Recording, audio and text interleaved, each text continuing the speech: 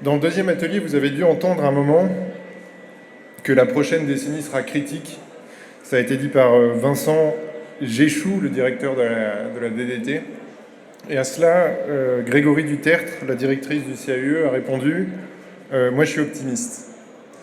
Et en fait, on vit en ce moment dans une espèce d'opposition entre l'optimisme des uns et le défaitisme, la peur d'effondrement des autres. Et aujourd'hui, je vais essayer de vous montrer en fait pourquoi il y a des raisons d'être à la fois un peu pessimiste sur le constat et d'être optimiste sur tout ce qu'on peut faire. Tout ce que je vais vous montrer en fait, c'est ce qui pourrait arriver si on ne respectait pas l'accord de Paris. Et donc, évidemment, on a encore des marges de manœuvre gigantesques et vous, aujourd'hui, là, vous êtes bien placés pour agir et faire en sorte qu'on respecte l'accord de Paris. Alors, il y a différentes façons de voir les émissions de gaz à effet de serre, différentes façons de voir le problème. J'ai bien conscience que tout ce que je vais dire aujourd'hui, vous le connaissez déjà. Par bout, probablement, vous avez déjà le constat global qui est qu'on est vraiment dans une situation qui pose problème. Mon objectif, c'est pas de faire peur, c'est juste de mettre à jour un petit peu votre connaissance, vous donner les derniers éléments de la science du climat, et c'est tout. J'ai pas de prétention à faire la morale, déjà, je suis pas Greta Thunberg, j'ai pas des longues tresses, j'ai essayé, ça pousse pas. J'ai pas non plus l'intention de vous donner des solutions très concrètes, parce que je suis pas acteur de terrain directement comme vous l'êtes.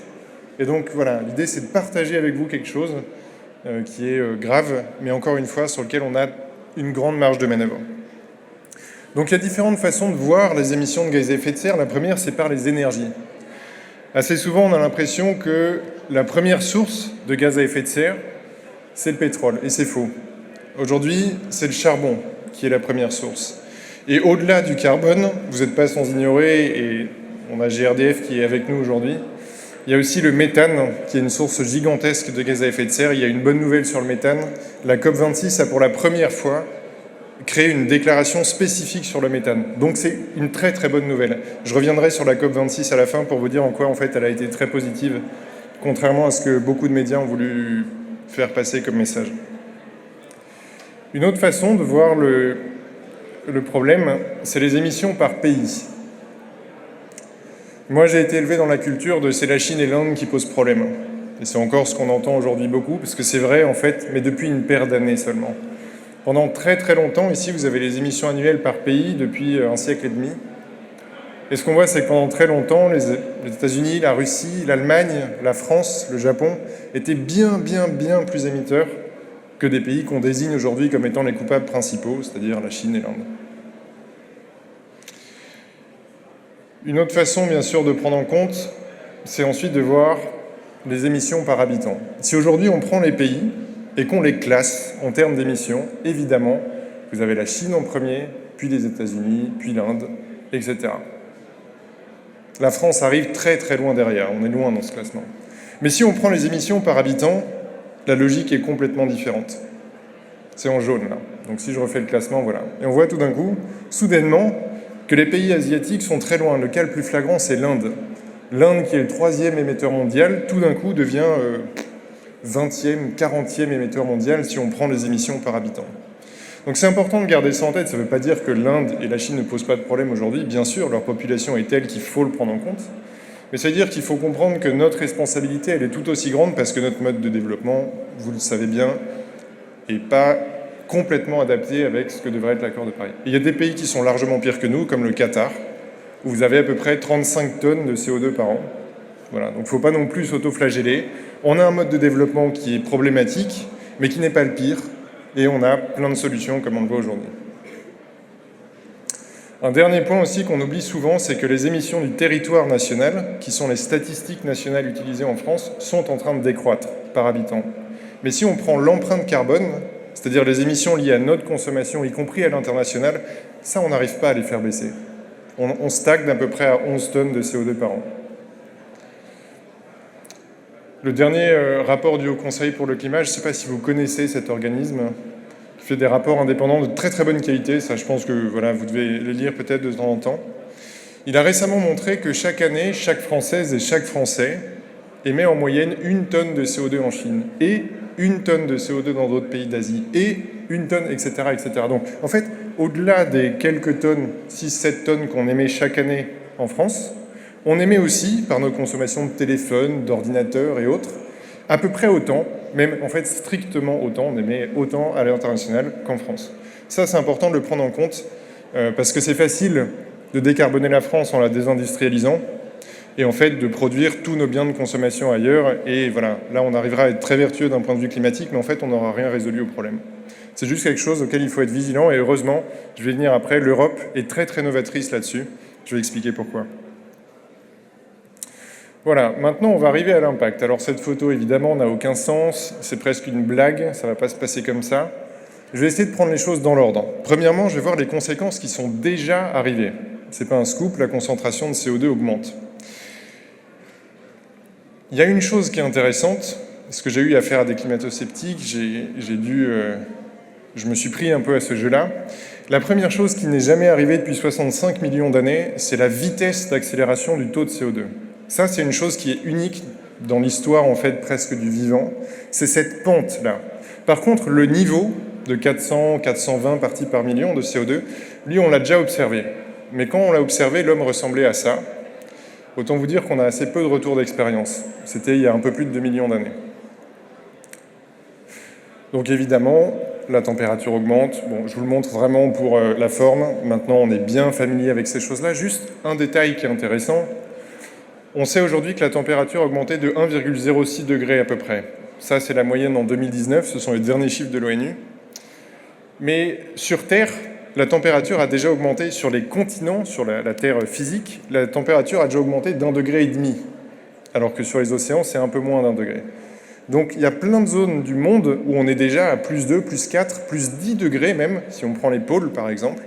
Donc retenir qu'il y a un réchauffement global, ce n'est pas une erreur, mais il faut retenir aussi qu'il y a une énorme diversité de réchauffement.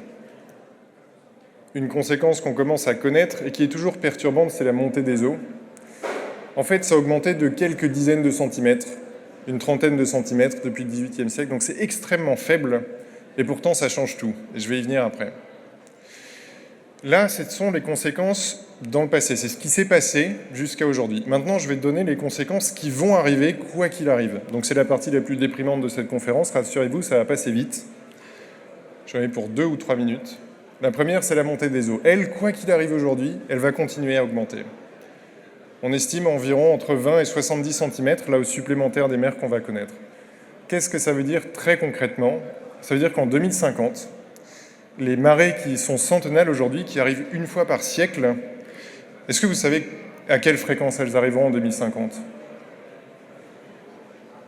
Si vous avez une réponse, il faut la crier parce qu'il y a un bruit de fond. On ne sait pas. Bon, très bien, merci. Chaque année. C'est ça que veut dire en fait la montée des eaux. C'est-à-dire quand on regarde quelques centimètres, 20, 30 centimètres, on se dit mais qu'est-ce que ça change? Moi je viens du nord de la France, dans une région où on a des coefs de marée gigantesques, on a 10 mètres d'amplitude, on se dit mais qu'est-ce que ça va changer? En fait ça va tout changer. Ça va changer qu'il faudra des millions d'investissements publics, voire des milliards dans des digues. Ça aussi je vais y venir après. Et voilà, c'est ça que ça change, c'est la fréquence des marées les plus violentes.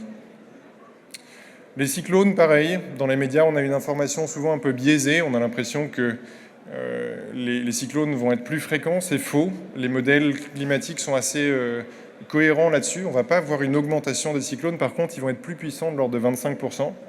Ce qui veut dire qu'on va avoir beaucoup plus de cyclones de catégorie 5, du type du typhon Haiyan, ce qui sont autant de morts, bien sûr, parce que voilà. Du coup, face à ça, évidemment, la communauté internationale a agi. Je n'aurai pas le temps, là, aujourd'hui, de faire toute l'histoire des COP, même si c'est une histoire que je connais bien et qui me passionne. Mais globalement, on est arrivé à l'accord de Paris, qui est un accord extrêmement performant. J'aimerais bien que vous reteniez ceci si vous n'en étiez pas convaincus. C'était pas donné.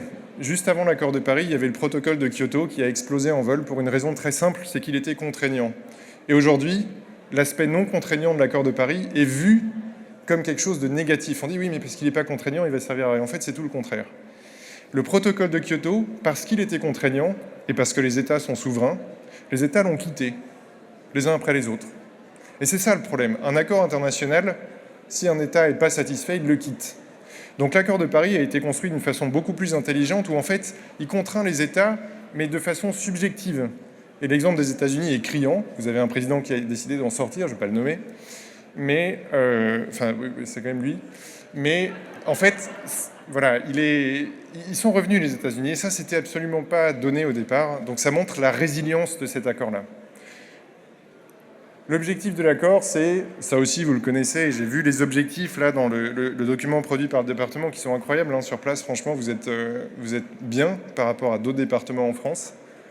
C'est d'atteindre la neutralité carbone dans la seconde moitié du siècle pour maintenir la température en dessous de 1,5 degré. Si je vous donne aujourd'hui la trajectoire actuelle, avant la COP26, on était à 3,2 degrés. C'est-à-dire on prend les engagements des États, on les agrège et on fait un scénario avec ça. 3 degrés, 2. Après la COP26, on est à 2 degrés, 7. Donc c'est un progrès qui est considérable, mais qui est insuffisant. Qui est vraiment insuffisant. Encore une fois, je reviendrai à la toute fin de la conférence sur la COP26, donner les grands enseignements. Et voilà, pardon pour le petit gif de Trump, c'était pas prévu une deuxième fois, mais voilà. Du coup, je vais essayer de vous expliquer maintenant pourquoi est-ce qu'on a intérêt à agir tout de suite. Pourquoi effectivement cette décennie est critique, mais critique dans le bon sens du terme. Si c'était désespéré, ce ne serait pas critique. Voilà, si on allait dans le mur, bon voilà, on va dans le mur, qu'est-ce qu'il faut faire? S'adapter. Non, il faudra s'adapter, clairement, mais il faut aussi encore investir des ressources humaines, de l'intelligence, de l'innovation, dans la réduction des émissions. Je vais vous faire un portrait, du coup, d'un monde à 2,7 degrés, c'est-à-dire exactement la cible vers laquelle on se dirige. Vous prenez les précipitations décennales aujourd'hui, elles vont être 2 fois plus fréquentes.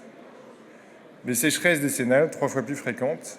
Et les canicules semi-séculaires, donc les choses qui arrivent tous les 50 ans, en ce moment, elles vont arriver 25 fois plus souvent, autrement dit tous les 2 ans.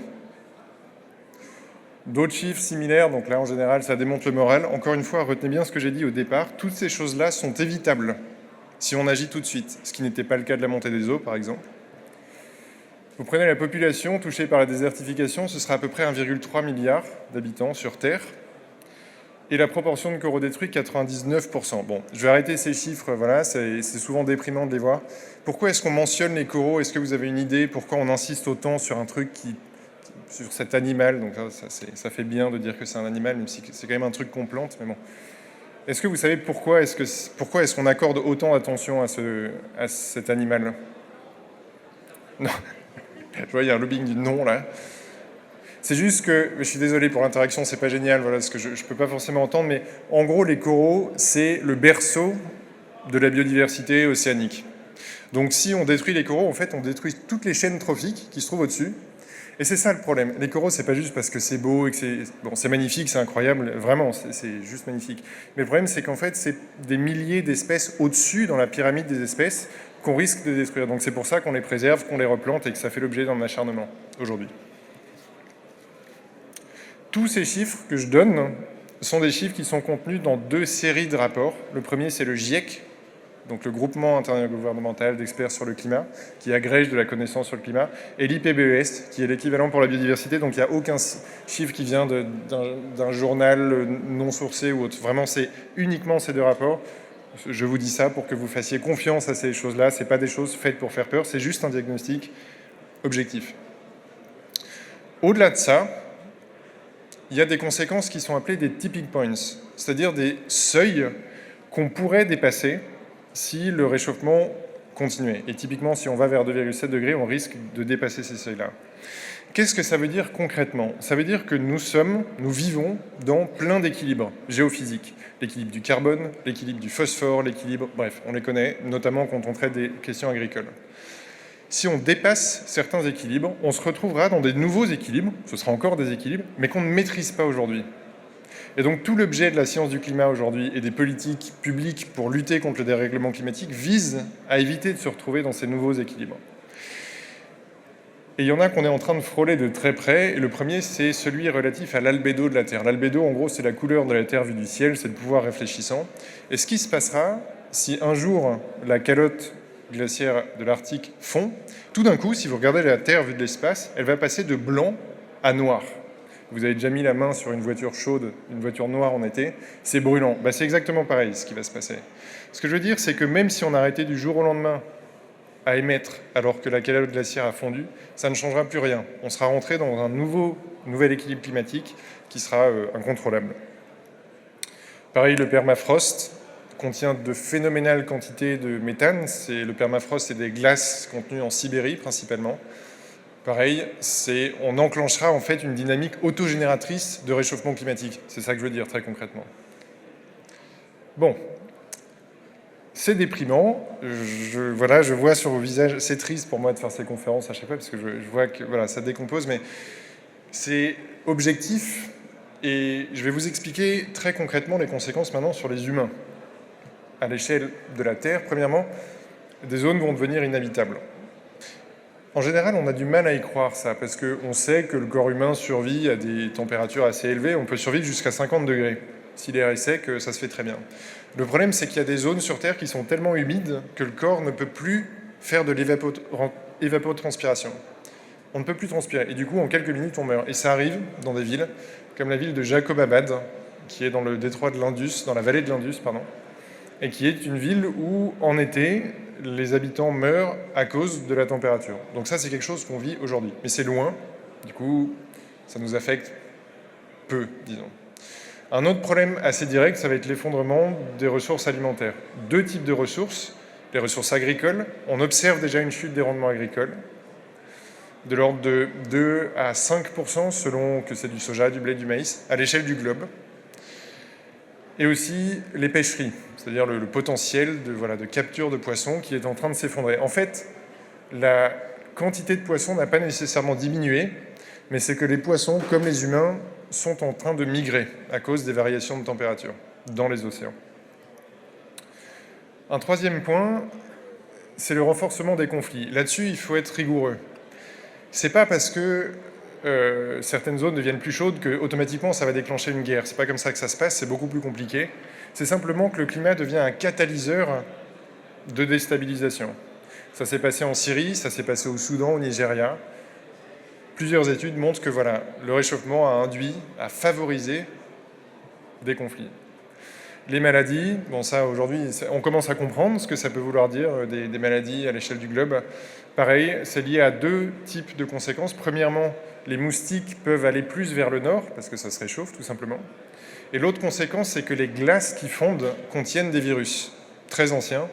Notamment dans la péninsule de Yamal, en Sibérie, il y a un virus qui est l'anthrax, qui est sorti, et c'est un virus qui est très très vieux et qu'on n'avait pas vu depuis des décennies, et qui est libéré par la glace. Et comme on le sait, la glace, ça conserve bien, donc ces virus sont très actifs, très virulents, et c'est des problèmes de santé publique qu'on va devoir... voilà. Et donc tout ça a pour conséquence, j'aime pas trop ce mot, mais pour résultat, disons, des migrations. Des migrations massives, et j'aimerais dire trois choses là-dessus. La première, c'est que migrent ceux qui peuvent. C'est souvent quelque chose qu'on n'a pas en tête. On a l'impression que les migrants sont dans une situation désespérée, ce qui est vrai, mais ce n'est pas les pires. Ceux qui sont dans la pire des situations, c'est ceux qui aimeraient migrer et qui ne peuvent pas. Ceux-là, on ne les voit pas, et du coup, c'est moins un sujet d'actualité chez nous. Le deuxième point, c'est qu'une grande partie des migrations sont internes au pays. Pareil, on ne les voit pas, donc on se sent moins concerné, et pourtant, c'est la majorité des migrations. Et le dernier point, c'est une question de volume. Est-ce que vous savez, du coup, combien de migrations seront générées par le dérèglement climatique d'ici 2050, c'est-à-dire dans 30 ans, quoi. Est-ce que vous avez un chiffre comme ça? Le chiffre que je vous demande, c'est les réfugiés climatiques. Les réfugiés climatiques. 1 milliard de réfugiés climatiques. Il y a d'autres... j'ai l'impression de faire un truc aux enchères, là. Je me sens commissaire-priseur. Un autre, il n'y a pas de goodies à la clé. Hein. Ou des stylos, il y en a beaucoup dans la salle. 2 milliards, 3 milliards de réfugiés climatiques. La réponse, c'est 0. Parce que le statut de réfugié n'existe pas et c'est un problème. Toutes ces personnes qui vont migrer, il y aura 150 millions à peu près de migrants climatiques, du coup, pour répondre à la question, donc évidemment c'était une petite provocation. Il y aura à peu près 150 millions de migrants climatiques dans 30 années. Le problème, c'est que ces gens-là n'auront pas de statut international, ils n'auront pas de protection internationale, ce qui veut dire qu'un pays qui donne le droit d'asile normalement pourra les refuser s'il le souhaite. Ils ne seront pas protégés. Mais ça, pareil, il ne faut pas baisser les bras. C'est un problème de droit international qu'il faudra traiter. Et ça, on est capable de le faire aujourd'hui. C'est une question de rédaction sur des bouts de papier. So what? À l'échelle de la France maintenant, et c'est là qu'on va parler un petit peu des questions d'inondation, de pluie. La première conséquence, c'est qu'il y aura des canicules récurrentes, beaucoup plus récurrentes. Vous vous souvenez du chiffre que je vous ai donné tout à l'heure, les canicules semi-séculaires vont arriver tous les 2 ans. Là, vous avez une carte de la France dans les années 70 avec le nombre de journées chaudes, c'est-à-dire supérieur à 35 degrés. Vous avez l'indicateur, vous avez une échelle assez précise. Voilà à quoi ressemblera la France en 2050 dans un scénario à plus 2,7 degrés, donc c'est le scénario actuel. Vous voyez qu'on multiplie par 2 ou 3, en fait, selon les régions, le nombre de jours chauds. Tous ces chiffres-là, je vous ai sélectionné quelques cartes. Il y en a des milliers sur le site de Météo France qui est très bien fait. Je vous invite à aller le voir, c'est passionnant. Vous avez à peu près le même genre d'évolution sur les nuits tropicales. Je ne vais pas rentrer trop dans les détails. Bon. Vous avez ensuite les problèmes de submersion maritime. Dans les années 70, le nord de la France, vous avez ici le département du Pas-de-Calais, ressemble à ça, et vous allez avoir donc plusieurs dizaines de kilomètres carrés qui vont être couverts par les eaux, et à peu près pareil, donc au sud de la Bretagne, Vendée, etc. Juste pour vous donner un ordre de grandeur, le ministère de la Transition écologique et solidaire a fait un rapport précis là-dessus, en 2011, qui évalue à 1,4 million le nombre de Françaises et Français qui devront être déplacés à cause de la submersion maritime. On ne parle pas de dizaines de personnes là, on parle de 1,4 million de Françaises et de Français. Or, ça a déjà commencé. La ville de Lacanau, en Gironde, on a essayé de les déplacer en partie. Il fallait déplacer 1200 personnes. Ça a coûté plus de 10 millions d'argent public et ça n'a pas fonctionné. Pour plein de raisons. Parce que les gens ne veulent pas partir, parce que ça coûte trop cher, parce que... Bref, il y a 1000 raisons qui vont. Vous voyez, ça c'est pour 1000 personnes. On attend 1,5 million de personnes déplacées en France d'ici la fin du siècle. Donc, c'est un sujet très local qu'il va falloir traiter. Précipitations extrêmes, donc ça c'est un sujet maintenant, tout le monde est extrêmement familier après ce qui s'est passé cet été. Dans les années 70, vous avez donc le nombre de jours de précipitations extrêmes par an, autour de 2, maximum 3. Voilà en 2050 dans le scénario médian, donc c'est encore une fois 2,7 degrés, vous avez à peu près 6 à 7 jours de précipitations extrêmes. Ça change tout dans la planification des inondations, ça. Et là, on l'a vu encore ce matin dans les réunions et les ateliers. Une réduction des ressources, là pareil, comme je vous ai dit, je viens du nord de la France, on a une réduction des pêcheries à l'échelle du monde qui sera de l'ordre de 25%. En France, ce sera encore plus fort. On va atteindre les 50% de réduction du potentiel de pêcherie sur les côtes françaises. Donc autant vous dire qu'il y a des activités économiques entières qui vont couler en Bretagne, dans la Manche aussi. Des incendies, on estime que par degré de réchauffement supplémentaire, c'est plus 20% d'incendies en plus. C'est aussi un chiffre du ministère de l'Environnement. Et des maladies, je terminerai là-dessus sur une note positive. Non, c'est une blague, c'est pas positif, mais le moustique tigre n'était pas présent en France en 2004. Le moustique tigre, c'est le vecteur de la dengue, du chikungunya, etc. Il n'était pas présent en France en 2004. Aujourd'hui, il est présent et actif, c'est-à-dire qu'il se reproduit et qu'il mute en France, à Paris, aujourd'hui. La conclusion, comme dirait Bertrand Huskla, le grand philosophe, c'est la merde. Alors, c'est pas un philosophe, c'est un humoriste, donc voilà. La conclusion, c'est qu'il faut procéder en 3 étapes, et on l'a bien rappelé dans les ateliers ce matin. Il faut absolument continuer à réduire. Vous l'avez compris, toutes les conséquences dont je vous ai parlé, c'est des choses qu'on peut éviter en grande majorité. La deuxième chose, c'est s'adapter. Là, ça a été le sujet de la journée aujourd'hui. Ça veut dire s'adapter aux fortes chaleurs urbaines, mais aussi aux inondations. Prévoir aussi la question migratoire. Vous n'êtes pas sans ignorer que la nuit dernière, hier, 27 migrants sont morts dans la Manche. La semaine d'avant, on en avait récupéré 300, on les avait sauvés du drame. Et vous avez compris, donc on attend à peu près 150 millions de réfugiés climatiques. Donc on n'est pas à l'échelle encore. On n'est pas à l'échelle, on n'est pas adapté. Je ne tire aucune conclusion sur la politique qu'il faut mettre en œuvre. Je dis juste que c'est une urgence publique qu'il faut qu'on traite aujourd'hui. Et la dernière chose, c'est bifurquer. Bifurquer, pourquoi? Alors je suis désolé, c'est très petit là. C'est simplement que le climat, c'est une limite parmi 9. On a 9 problèmes qui sont quasi équivalents aujourd'hui au dérèglement climatique. Et le premier d'entre eux, est peut-être plus important encore que le climat, c'est la biodiversité. Je vais faire un très rapide aperçu là-dessus. Si on prend 3 écosystèmes différents répartis sur le monde entier, que sont donc les coraux, les couverts forestiers et les zones humides, on les a détruits pour l'instant à 50% pour les coraux, 68% pour les couverts forestiers et 85% pour les zones humides depuis les années 70. Et nos activités aujourd'hui menacent 1 million d'espèces. Encore une fois, là, vous devez avoir l'impression que je remets des couches de peinture, de dramatisme, etc. Non, c'est juste avoir en tête ces choses-là parce que la façon dont on va répondre à ces problèmes, notamment le climat, doit prendre en compte ces autres limites-là. Sinon, on va faire des bêtises. Par exemple, la production de biocarburants massifs en rasant des forêts. Bon, c'est quelque chose qu'on a fait dans les années 80, 90, 2000.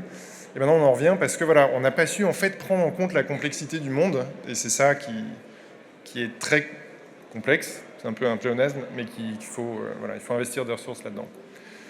En Chine, la non prise en compte des questions de biodiversité a poussé en fait certaines régions entières à polliniser à la main les arbres fruitiers, parce qu'il n'y a plus de pollinisateurs. Donc, comme je vous disais tout à l'heure, avec les températures où certaines zones du monde qu'on ne voit pas, parce que ça ne nous concerne pas directement, ne peuvent plus vivre physiquement parce qu'il fait trop chaud, bah pareil, l'effondrement de la biodiversité fait que vous avez certaines de ces situations. Alors, face à ça, comme dirait quelqu'un que vous reconnaissez peut-être, non? En général, on ne le connaît pas. Non, bon, c'est Lénine. Mais on ne le connaît pas. Il a dit quelque chose de très intéressant, c'est que faire. Il a écrit un livre qui s'appelle là-dessus. Je partagerai juste le titre du livre et le reste, on va le faire évoluer un peu. Que faire? Premièrement, il faut comprendre où on en est. Aujourd'hui, on a un budget carbone.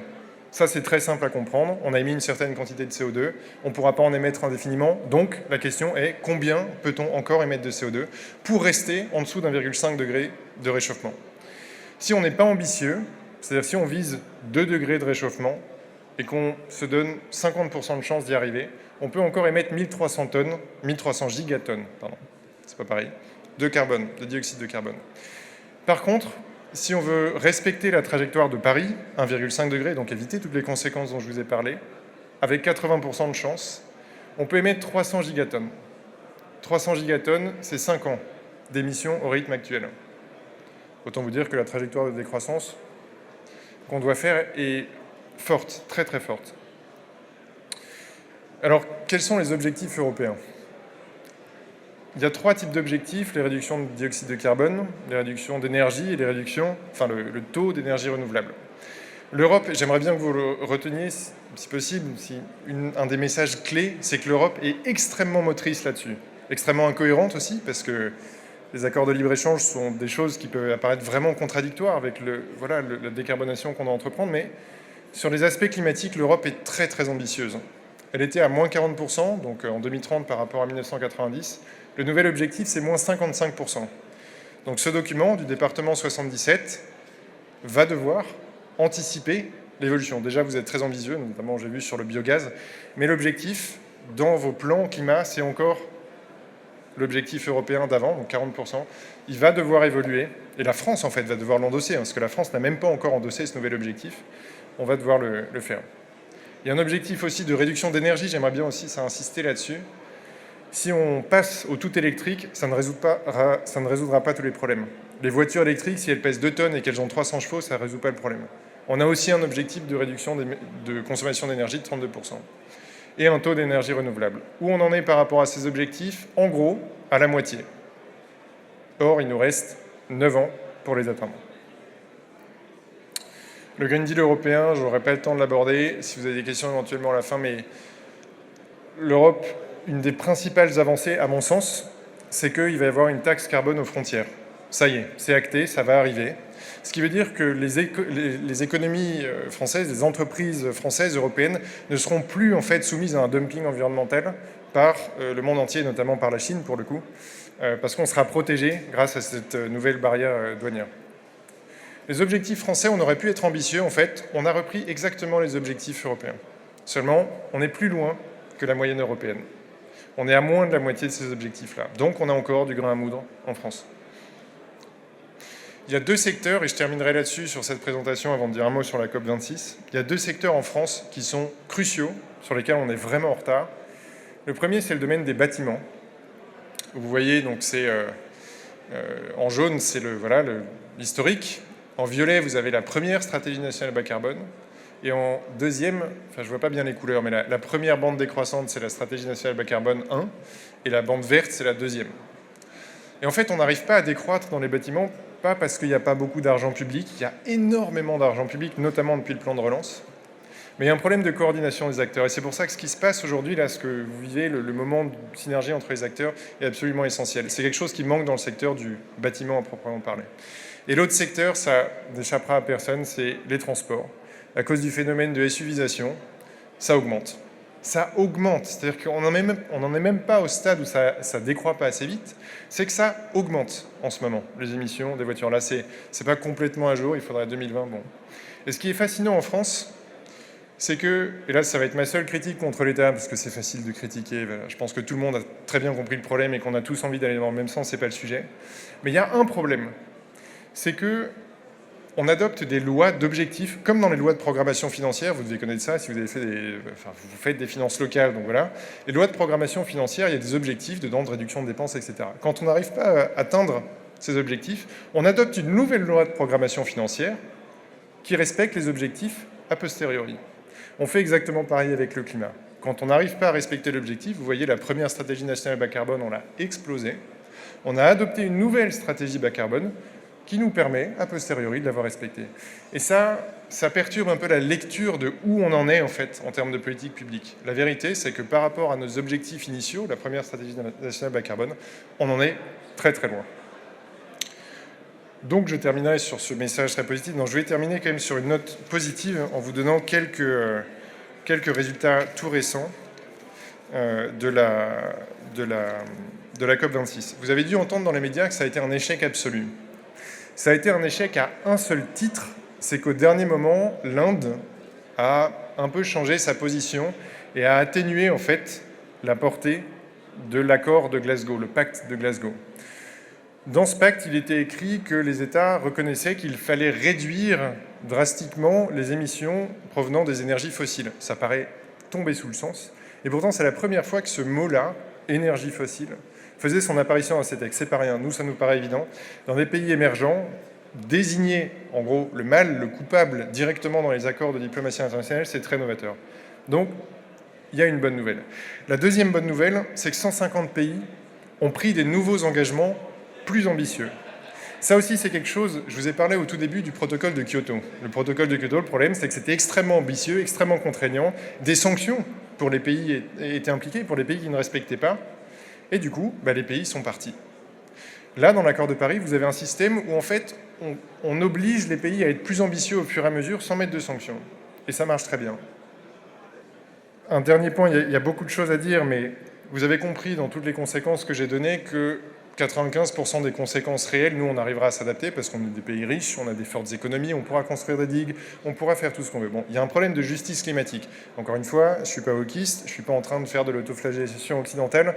Je dis juste qu'il y a une sorte de différentiel de conséquences qu'on ne peut pas ignorer. Vous avez vu dans les trajectoires d'émissions par pays qu'on est responsable d'une grande partie de ces émissions, donc il est normal que nous, pays occidentaux, prenions en charge une partie de la transition de ces pays-là. Et la COP 26 a notamment ouvert un dialogue sur un nouveau volet de financement, je vais rentrer un tout petit peu dans le détail, qui s'appelle les pertes et préjudices. Pour vous faire les choses de façon simple, jusqu'à maintenant, on donnait de l'argent aux pays émergents pour une chose, qu'ils réduisent leurs émissions. Ensuite, on s'est dit, oui, mais ça ne suffit pas. Il faut qu'on leur donne aussi de l'argent pour s'adapter. Ça, on le fait déjà. Et il y a un troisième volet donc, qui s'est ajouté à la COP26 et c'est très novateur. On leur donne de l'argent pour compenser tout ce qu'ils ont déjà perdu. C'est-à-dire qu'il y a des agriculteurs qui habitent dans une zone qui aujourd'hui est devenue un désert, il n'y a rien à faire, quoi. C'est fait. Ces gens-là ont perdu leur source économique, doivent migrer très souvent. Et donc, ça y est, il va y avoir de l'argent occidental, des pays du Nord, on dit, dans les négociations qui vont arriver. Et ensuite, il y a eu toute une série d'alliances à la COP26 qui peuvent être prises pour du greenwashing. Souvent, voilà, on aime bien dire que c'est du greenwashing, les alliances, mais enfin, ça a des conséquences directes. Typiquement, la France, via BPI-France, donne des garanties publiques pour des projets de liquéfaction gazière en Arctique. Vous avez peut-être entendu parler de ça, c'est le projet LNG2 de Total. Ce type de financement public, d'aide publique au développement du secteur pétrolier ne sera plus possible dans la nouvelle alliance qui vient d'être créé en 2021 à la COP. Et il y a d'autres alliances similaires sur la déforestation, sur le méthane. Vous avez compris que le méthane, c'est un sujet essentiel. Une nouvelle alliance a été créée pour réduire d'ici 2030 de 40% les émissions de méthane. Je vais arrêter de vous donner les chiffres. J'en ai terminé. Je vous remercie beaucoup de m'avoir écouté. Vous avez été hyper attentifs malgré le brouhaha de fond. Donc vraiment, merci beaucoup et au plaisir de discuter. Alors, Com. Si c'était clair, c'est bien, c'est pas Non, grave, il n'y a pas obligé d'avoir des questions. Mais... C'est limpide, on n'a pas forcément le lien entre par quoi on commence, parce qu'il y a toujours un côté submergé par ces données. Les humains, ils sont adaptés au climat, on est des gens de climat tempéré, nous, ici. Et on n'a jamais réfléchi avec le climat, on a fait avec, dans notre histoire urbaine, économique, sociale, culturelle. Donc ça, c'est un bouleversement culturel complètement fascinant de se dire, flûte alors, on est plus fort que le truc là-haut. Donc voilà, comment on peut se dire les uns les autres entre acteurs publics, par quoi on se prend la main. Enfin, on commence aujourd'hui avec Ensemble 77, vous allez répondre. Ouais. Alors oui, déjà, non mais j'ai essayé de donner un peu un début de piste quand même. C'est que, si vous avez bien vu le graphe, c'est réel. Les émissions du secteur des bâtiments sont des émissions gigantesques et technologiquement, c'est hyper simple. On sait tous les gestes de rénovation, on sait les faire. C'est un problème qui est strictement administratif, comme je l'ai dit, c'est même pas financier. Il suffit, c'est compliqué, mais il faut créer cette synergie entre les acteurs pour qu'en gros, il puisse y avoir des rénovations complètes de bâtiments reconnus garants de l'environnement, parce que c'est ce qui conditionne les primes, ma prime rénov', etc. Et ça, c'est quelque chose, il faut un déclic, quoi. Et par où commencer ? Moi, je commencerai par ça. La rénovation des bâtiments. Gérer, faire en sorte de créer des concertations, des synergies entre acteurs. Et ça a plein d'avantages. Ça crée de l'emploi qualifié en plus. Ça crée de l'emploi local. C'est absolument pas délocalisable, toutes ces choses-là. Ce qui n'est pas le cas, par exemple, pour les voitures, où vu le tournant industriel qu'a pris la France, et même, dans le plus large cas, l'Europe, en fait, on va être complètement dépendant pour la production de batteries, même si on est en train de renverser un peu la tendance. Globalement, aujourd'hui, on est complètement dépendant d'autres pays pour notre transition dans les transports. Ce n'est pas le cas pour le bâtiment. On peut créer une expertise. Et en plus... Aujourd'hui, on commence à réfléchir, notamment dans le plan France 2030 qui a été présenté par Emmanuel Macron en octobre 2021. On a un gros problème de production d'électricité. Vous avez dû voir les derniers scénarios de RTE. On est dans une dynamique où, a priori, ça va augmenter. Si on rénove massivement les bâtiments à très court terme, ça crée de l'emploi. Ça ne coûte pas beaucoup plus d'argent public parce qu'on est dedans, quoi. Et en plus, ça permet d'éviter d'avoir potentiellement à reconstruire des nouveaux réacteurs nucléaires. Je n'ai pas envie de lancer ce débat aujourd'hui, mais tout le monde, y compris les pro-nucléaires, vous diront que oui, si on peut éviter de construire des unités, c'est quand même mieux, parce que c'est un coût faramineux. Voilà. Com, rappelez le pourcentage que représente le chauffage de ces passoires thermiques. En termes d'émissions de CO2 oui, globales, la contribution négative. c'est de l'ordre de 25% à peu près. Voilà. Ouais. Donc déjà, si on gagne là-dessus... C'est considéré, oui. Et puis, oui, la nouvelle régulation environnementale 2020, donc qui va remplacer la RT 2012. La RT, oui. Elle est extrêmement contraignante. Alors j'imagine que dans vos métiers, ça représente des contraintes. Mais de fait, les bâtiments seront neufs en tout cas, seront quasi à énergie positive. Et ça, c'est... Et puis c'est à échéance relativement courte. À partir du moment où on a trouvé la solution pour faire travailler tout le monde ensemble, en 3 ans, on en voit les effets. Voilà.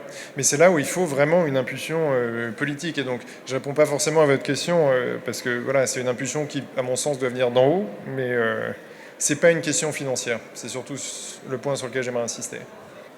Oui, je voulais juste vous poser une petite question en revenant sur la COP26 de Glasgow.